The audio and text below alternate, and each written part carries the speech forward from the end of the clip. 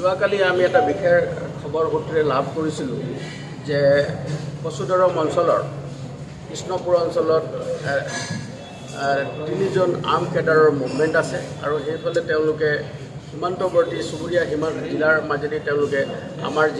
আমাৰ জিলাত সোমাবৰ কাৰণে তেওঁলোকে চেষ্টা কৰিছে। সেই মৰ্মে আমাৰ এটা বিশেষ পুলিচৰ দল তাত উপস্থিত হ'ল আৰু যেতিয়া তাত তালাচী চলাৰ সময়তে এখন অটো গাড়ীত আহি থকা অৱস্থাত 3জনকৈ মিলিটেণ্টক আমি ধৰা পেলাওঁ। তাৰে এজন পলাই যায়, কিন্তু পাছত আমি তেওঁক ধৰিবলৈ সক্ষম হওঁ আৰু তেওঁলোকক যেতিয়া আমি কাৰায়ত্ব কৰাৰ পাছত আমি তেওঁলোকক সোধপোছ কৰোঁ আৰু বহু সময় তেওঁলোকক সোধপোছ কৰাৰ পাছত এটা কথাত প্ৰতীয়মান হ'ল। তেওঁলোকে আমাক জনায় যে ওচৰতে এটা অঞ্চলত তেওঁলোকৰে কিছুমান সংগী আৰ্ম কেডাৰ কিছুমানে আশ্ৰয় লৈ আছে আৰু তেওঁলোকে কিবা ছাবভাৰ্চিভ এক্টিভিটিজ কৰিবৰ কাৰণে অসম মণিপুৰ সীমান্তত ছাবভাৰ্চিভ এক্টিভিটিজ কৰিবৰ কাৰণে তেওঁলোকৰ পৰিকল্পনা আছিলে। গতিকে সেই মৰ্মে এটা বিশেষ অপাৰেশ্যন প্লেন কৰা হ'ল আৰু আজি পুৱতি নিশা আমাৰ সেই এটা বিশেষ অপাৰেশ্যন তাত সেই অঞ্চলত ভুৱন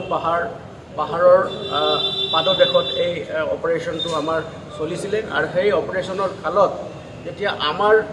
আৰক্ষীৰ দল তাত উপস্থিত হয়, সেই ভুৱন পাহাৰৰ পাদদেশত যেতিয়া গৈ উপস্থিত হয়, অল অফ এ ছাডেন হঠাৎ ওপৰৰ পৰা এটা ডাঙৰ গছ পৰি থকা গছ আছে, গছৰ আঁৰ লৈ কিছুমান arm militant suspected to be arm militant আৰু তেওঁলোকে 6-7জন মানুহ তাত আশ্ৰয় লৈ আছিলে আৰু তেওঁলোকে পুলিচৰ দলৰ ওপৰত তেওঁলোকে একেৰাহে তেওঁলোকে গুলীবৰ্ষণ কৰিবলৈ আৰম্ভ কৰে। তাৰ ফলত লগে লগে আমাৰ পুলিচৰ দল তাত পজিশ্যন লোৱাৰ পাছত তেওঁলোকে টেকটিকেলি সেই অঞ্চলত এই অপাৰেশ্যনত যেতিয়া পুলিচে ৰিটেলিয়েট কৰে, তেওঁলোকৰ যেতিয়া গুলীবৰ্ষণ কৰে, পুলিচে আত্মৰক্ষাৰ কাৰণে গুলী চলাবলৈ বাধ্য হয় আৰু সেই সময়তে যিকেইজন আমাৰ ধৃত ব্যক্তি আছিলে, 3জনকৈ ব্যক্তি আছিলে, তেওঁলোকৰ নিৰাপত্তাৰ খাতিৰত আমি তেওঁলোকৰ বুলেট প্ৰুফ জেকেট আৰু তেওঁলোকৰ হেলমেট লগাই তাত লৈ যোৱা হৈছিলে আৰু সেই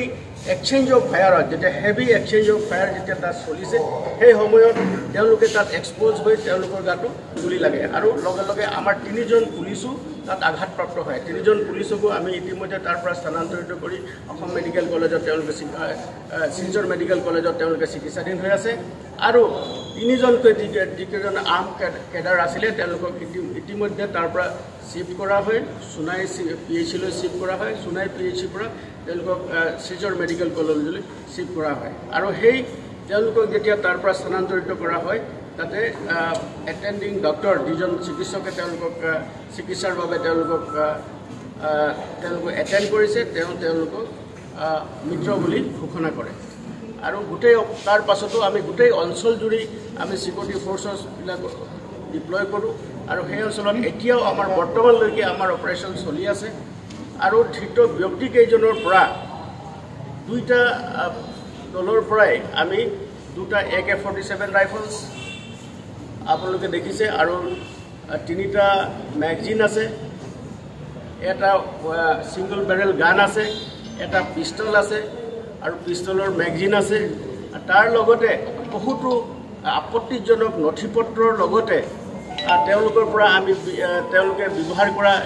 BP জেকেট সদৃশ কিছুমান তেওঁলোকক আৰ্ম কেডাৰৰ যিখিনি তেওঁলোকৰ ড্ৰেছ আছে, সেই ড্ৰেছ আমি তাৰ পৰা উদ্ধাৰ কৰিছোঁ। গতিকে বৰ্তমান সময়লৈকে আমাৰ ইয়াত অপাৰেশ্যন চলি আছে আৰু ইয়াৰ দ্বাৰা আমি এইটো ক'ব বিচাৰিছোঁ যে কোনো ধৰণৰ ছাবভাৰ্চিভ এক্টিভিটি হওক বা কোনো উগ্ৰপন্থী সংগঠনৰ দলে অসমত বা জিলাখনৰ মাজেৰে যিকোনো ধৰণৰ যদি এক্টিভিটিজ কৰিব বিচাৰে, তেওঁলোকক কোনো ধৰণে মাফ কৰা নহ'ব আৰু তেওঁলোকৰ বিৰুদ্ধে কঠোৰতম আইনগত ব্যৱস্থা আমি গ্ৰহণ কৰিবলৈ বাধ্য হৈ আছোঁ। গতিকে আমাৰ এই যি অপাৰেশ্যন আছিলে, অপাৰেশ্যন বৰ্তমানলৈকে চলি আছে আৰু সেই অঞ্চলজুৰি আমাৰ চিকিউৰিটি ফ'ৰ্চেছ আমি ডিপ্লয় কৰি থৈছোঁ আৰু সামগ্ৰিকভাৱে গোটেই জিলাখনতে আমি এলাৰ্ট কৰি দিছোঁ যাতে কোনো ধৰণৰ এনেকুৱা উগ্ৰপন্থীৰ দল আৰু ইলিগেল আৰ্মছ লৈ যাতে তেওঁলোকে মুভমেণ্ট কৰিব নোৱাৰে, তাৰ কাৰণে আমি সচেষ্ট হৈ আছোঁ। স্যাৰ আমাৰ এতিয়ালৈকে অনুসন্ধান চলি আছে তেওঁলোকৰ, কিন্তু প্ৰাৰম্ভিক তদন্তত তেওঁলোকে আমি গম পোৱা মতে তেওঁলোকে মাৰ উগ্ৰপন্থী সংগঠনৰ তেওঁলোকে সদস্য আৰু তেওঁলোকে ট্ৰেইন কেডাৰ, আৰু তাৰে দুজন আমাৰ জিলাৰ ব্যক্তি আৰু এজন চুৰাচান্দপুৰ মণিপুৰৰ হয়। আচ্ছা ছাৰ, ভুৱন পাহাৰৰ যিটো ঘটনা তেওঁলোকৰ ওপৰত যিটো এটেক হৈছে, তেওঁলোকে এই মানে আন উগ্ৰপন্থীসকলে তেওঁলোকক মানে পলাই লৈ যোৱাৰ চেষ্টা কৰিছিল নেকি? আপোনাৰ তেওঁলোকে মানে যেতিয়াই আমাৰ দল তাত উপস্থিত হৈছিলে, আমাৰ পুলিচ বিষয়া গাড়ীত তেওঁলোকে গুলীবৰ্ষণ কৰিছে, ইনজিউৰ কৰিছে, আমাৰ মানুহে তাত দুখ পাইছে, আৰু তাৰ লগতে তেওঁলোকে অমানৱিকভাৱে তেওঁলোকে আমাৰ পুলিচৰ দলক তেওঁলোকে ক্ষতি সাধন কৰিবৰ কাৰণে চেষ্টা কৰিছিলে, আৰু পুলিচে নিজৰ নিৰাপত্তাৰ খাতিৰত পুলিচে ওলটাই ৰিটেলিয়েট কৰিবলৈ বাধ্য হ'ল, আৰু তাৰ ফলত তেওঁলোকৰো কেইবাজন লোকক আঘাত লাগিছে বা গুলি লাগিছে বুলি আমি গম পাইছোঁ, আৰু তেওঁলোকে আন্ধাৰৰ সুযোগ লৈ, আৰু হিলি টেৰেইন আছে তাত, যিটো অঞ্চল আছে আপোনালোকে দেখিব যে পুৰা আনইভেন, তাত মানে ওখোৰা মোখোৰা ঠাই, আৰু তাত হাবি